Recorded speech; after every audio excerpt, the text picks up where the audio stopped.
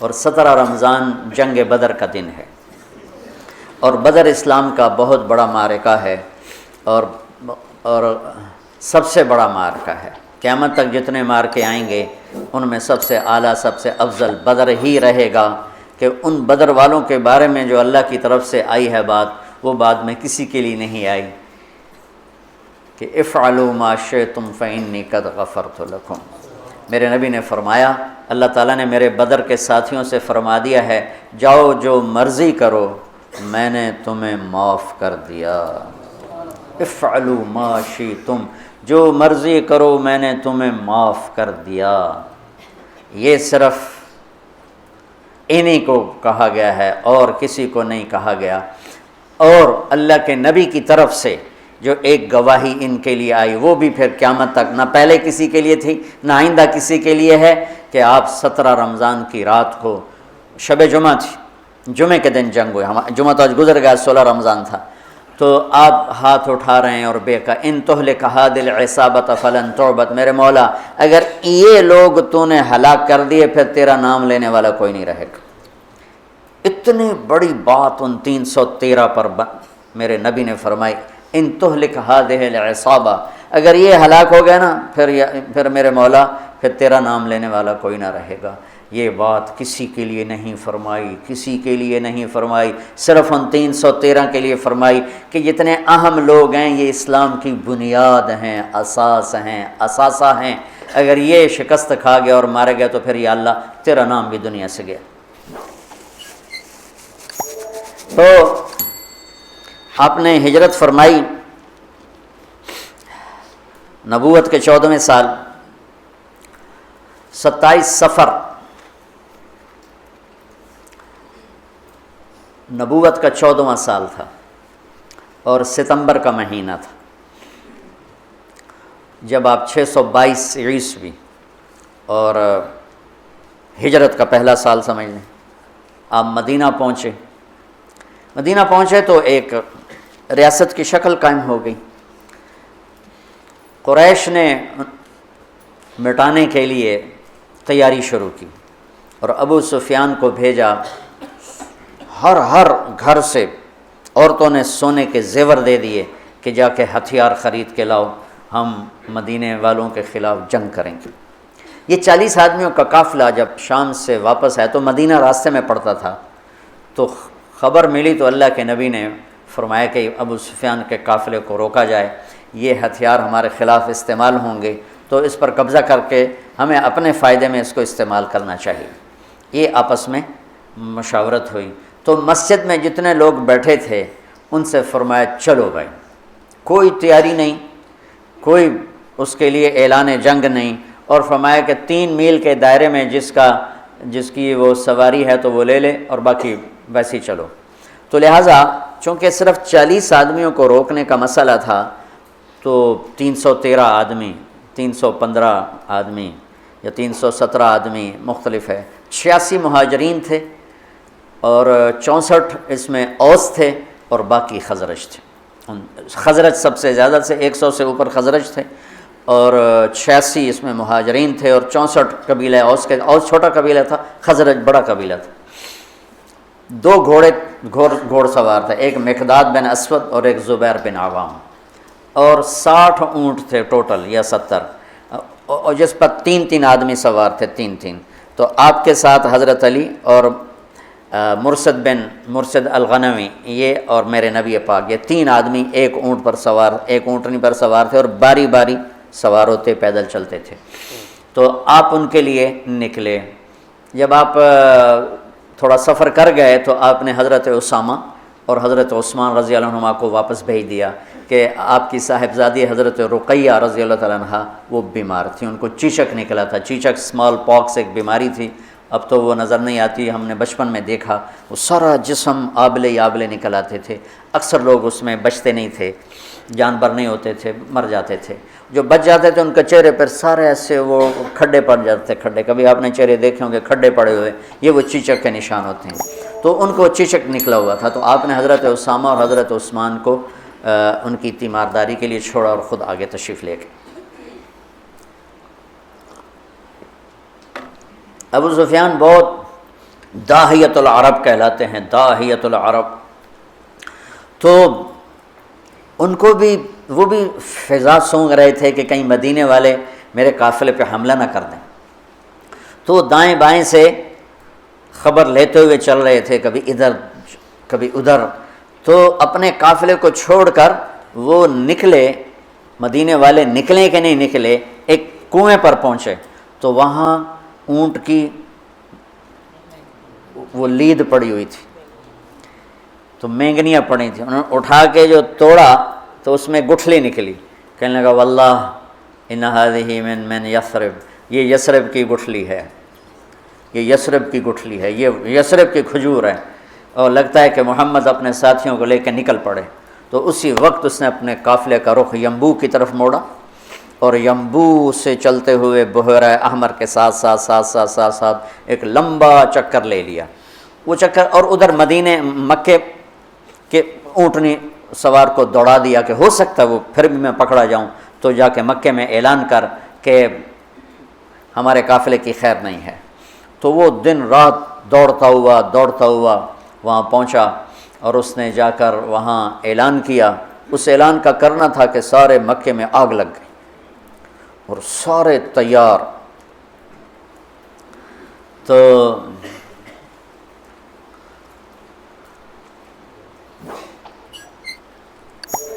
بنو عباس، بنو ہاشم، کچھ مسلمان ہوئے تھے کچھ نہیں ہوئے تھے، وہ تیار نہیں تھے، لیکن حضرت عباس اندر سے مسلمان ہو چکے تھے، لیکن وہ اپنی قوم کے پریشر میں آ کر وہ بھی ساتھ نکلے ہوئے تھے۔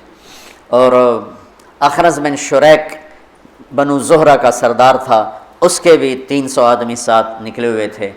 لیکن جب کچھ سفر ہو گیا تو ابو سفیان کا پیغام پہنچا کہ ہم مدینے والوں کی اس سے خطرے سے نکل گئے ہیں، تو لہذا تم واپس آ جاؤ۔ تو جب یہ پیغام، تو حکیم بن حزام رضی اللہ عنہ بعد میں مسلمان ہوئے، انہوں نے کہا اب تو کوئی ضرورت نہیں ہے جنگ کی، وہ قافلہ واپس نکل گیا ہے تو ہم واپس چلیں۔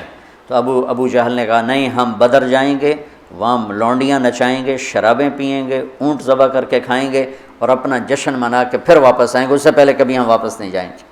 تو یہ اس سے اپنے ہی تکبر اور ظلم میں آگے چلتے آئے۔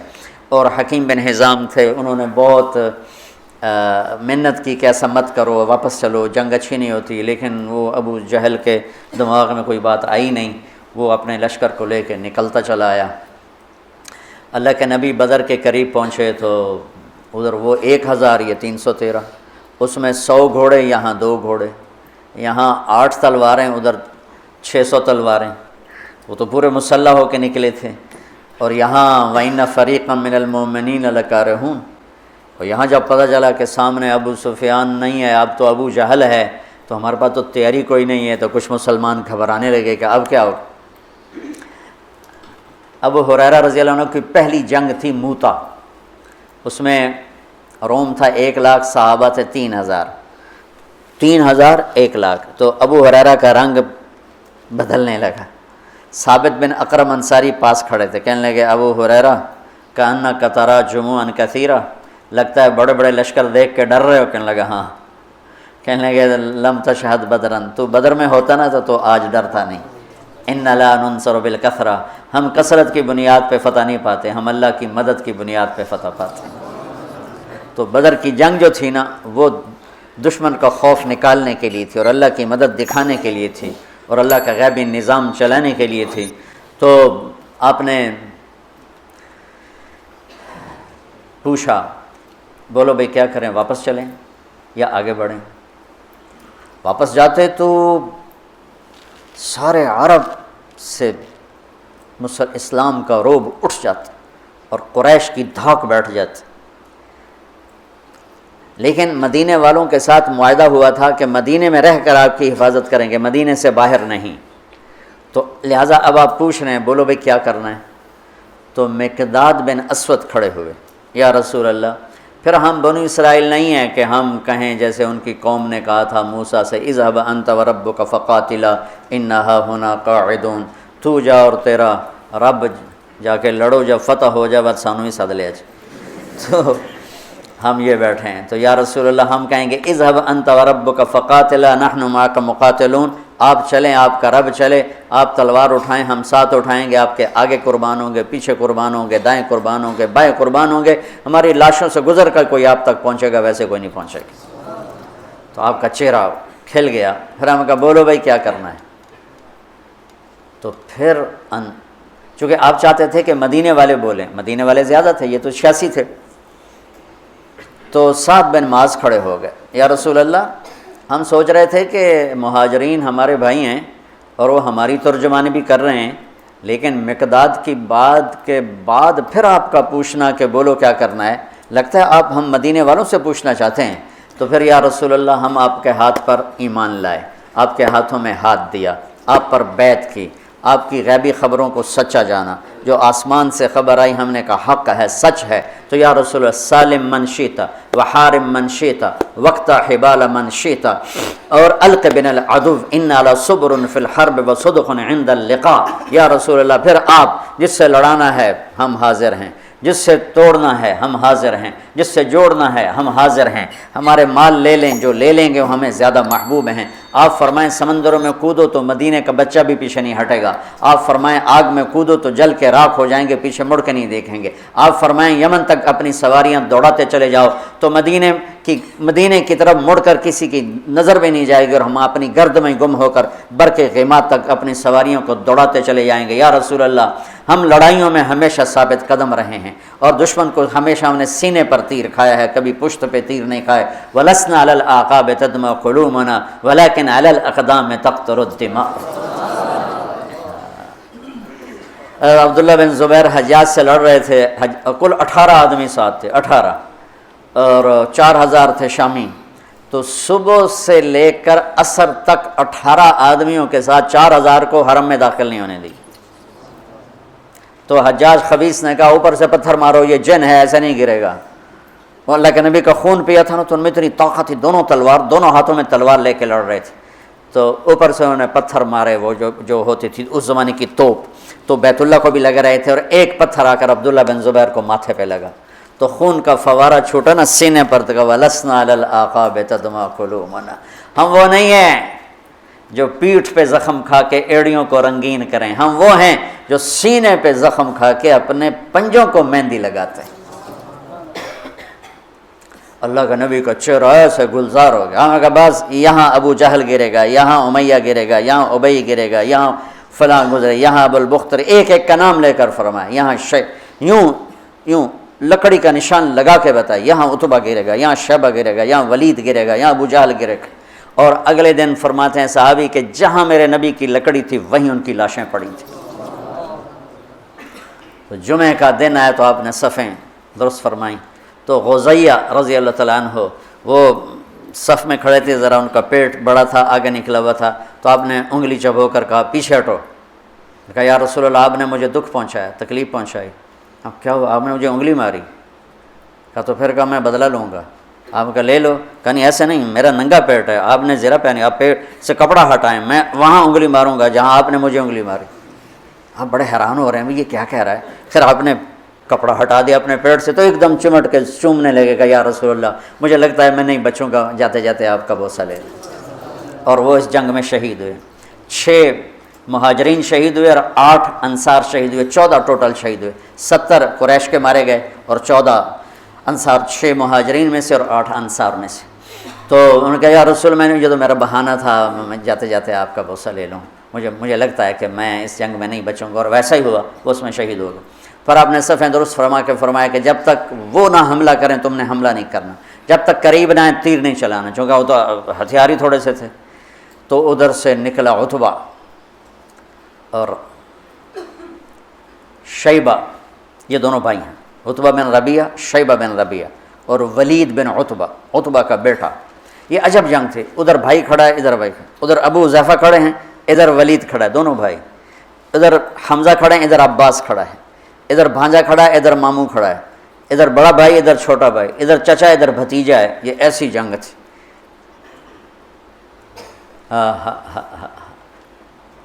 لا تجدون قوما يوادون من حاد الله ورسوله ولو كانوا آباءهم او ابناءهم۔ سبحان اللہ۔ اس لیے تو اللہ نے کہا بس جاؤ جو مرضی کرو میں نے معاف کر دیا۔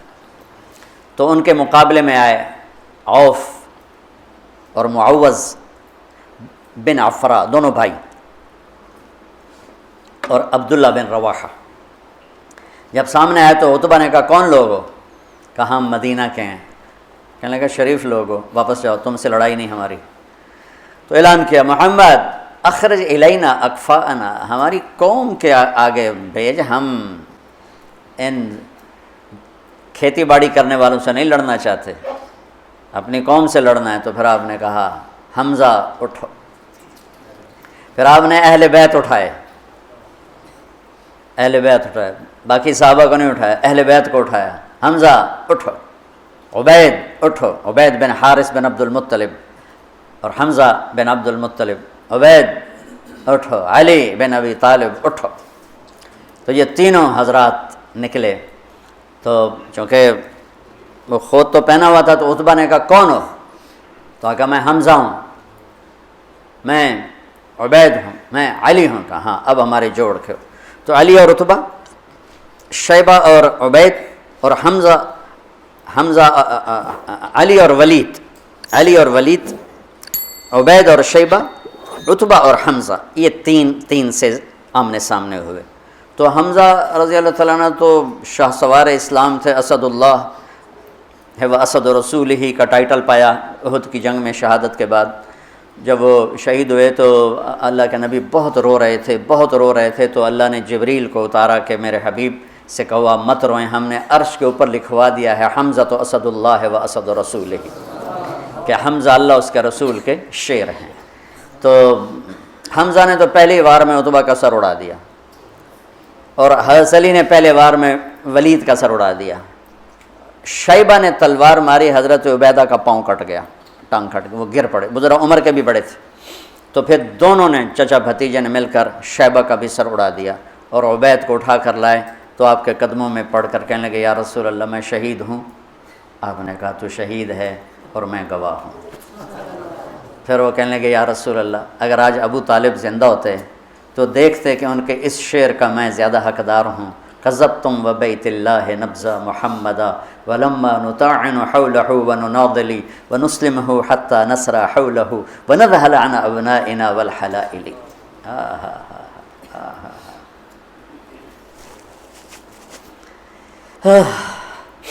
آپ نے فرمایا سچ کہتے ہو، سچ کہتے ہو۔ تو پھر یہ واپسی پر چند میل آگے میں ان کی قبر کی زیارت کی ہے، ایک بدو مجھے لے گیا، ویسے تو کوئی وہاں جا نہیں سکتا، یعنی کسی کو پتہ ہی کوئی نہیں ہے کہ یہاں وہ ہستی آرام فرما رہے ہیں، اور اوپر کوئی ٹائٹل نہیں، کوئی نام نہیں، وہ علاقے کا تھا، راستوں کو جانتا تھا، وہ ایک عرب دوست کی جیپ کو، یہ وہ سفر ہے جس میں میں ابوا بھی گیا تھا، یہ وہ سفر۔ تو اس نے ہماری جیپ سڑک سے نیچے اتاری اور کھڈوں میں سے اور ٹیلوں میں سے گزارتا ایک ویرانے میں قبرستان تھا، ویرانے میں، وہ مجھے وہاں کہا یہ ہے حضرت عبید بن حارث کی قبر، نے مجھے وہاں کھڑا کیا، وہاں میں نے ان کے لیے سلام پیش کیا، دعا کی۔ تو جب یہ تین گرے تو ابو جہل کہنے لگا انہوں نے جلد بازی کی، گھبراؤ نہیں، حملہ کرو۔ تو آپ نے فرمایا تیر سنبھال کے رکھو، جب زد میں پھر تیر چلانا، پھر تیر چلے۔ آپ نے مٹھی اٹھائی، شاہت الوجوہ، اور پھینکی، سب کی آنکھوں میں ریت پڑ گئی۔ جنگ سے پہلے ہوا کا ایک جھونکا آیا، بگول ایسے، حضرت علی نے پوچھا یا رسول اللہ یہ کیا ہے؟ آپ نے کہا جبریل 500 فرشتوں کے ساتھ آ گئے۔ پھر تھوڑی بعد دوبارہ یا رسول اللہ یہ کیا ہے؟ کہا میکائیل 500 فرشتوں کے ساتھ آ گئے۔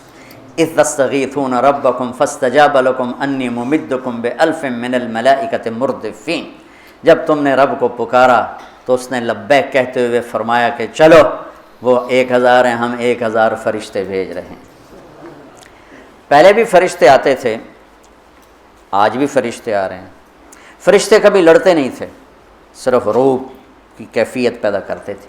یہ بدر پہلی جنگ ہے جس میں فرشتوں نے لڑنا ہے، اور فرشتوں کو لڑنا نہیں آتا، تو اللہ ان کو لڑنے کا طریقہ بتا رہا ہے۔ اذ یوحی ربک الی الملائکۃ انی معاکم فثبتوا الذین آمنوا سألقی فی قلوب الذین کفروا الرعب۔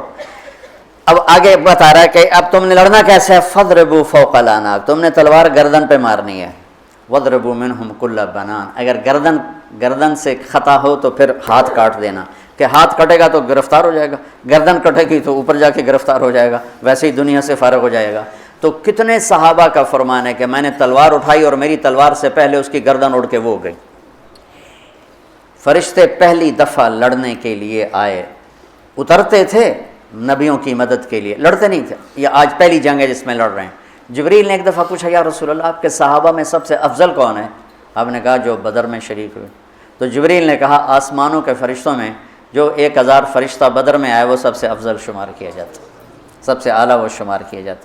تو چند گھڑیاں گزری تھی کہ قریش کے قدم اکھڑ گئے اور 70 ان کے مارے گئے، 70 ان کے قید ہوئے۔ حضرت عباس کا قد اتنا بڑا تھا کہ جب وہ گھوڑے پر بیٹھتے تھے پاؤں زمین پر لگتے تھے، اتنا بڑا قد تھا ان کا۔ وہ اونٹ پہ سواری کیا کرتے تھے۔ ان کو ایک چھوٹے سے صحابی ابو الیسر انصاری وہ ان کی مشکیں باندھ کے دلا رہے تھے، اور حضرت عباس شرمندہ ہو رہے تھے، ان تو پھونک مار دیتے اڑ جاندہ ہو، اور ان کے بازو باندھ کے لا رہا ہے۔